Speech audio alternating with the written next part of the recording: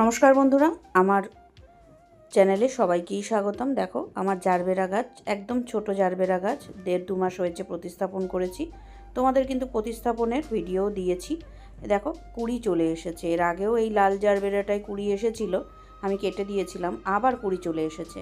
আর এই গাছটাতে দেখলাম হলুদ রঙের হয়েছে জারবেরা। তো লাল হলুদ দুটো জারবেরা গাছ আমার রয়েছে। আমি যেহেতু ফুল না দেখেই কিনে এনেছিলাম, একদম চারা গাছ কিনে এনেছিলাম, তাই ফুল দেখো হলুদ। তবে এই ফুল কিন্তু আমি নেব না, আমি এই মুহূর্তেই এই ফুল কেটে দেব। গাছে যদি তোমাদের জারবেরা গাছে মোটামুটি 20 থেকে 25টার মধ্যে যদি পাতা না বেরোয়, তার আগে কিন্তু তোমরা ফুল নেবে না। তখনও কিন্তু গাছটা পরিণত হয়নি, যতক্ষণ না 20 থেকে 25টা পাতা বেরিয়েছে। আমার গাছ দেখো একদমই ছোট, তাই ফুলগুলোও অপরিণত মতনই হবে, আধ খাপচা।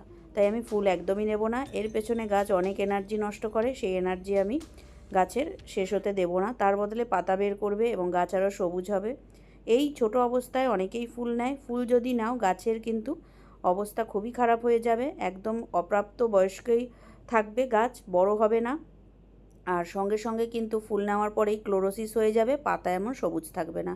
তাই জন্য দেখো, একদম সব গাছের কুড়ি আমি ছিঁড়ে দিলাম।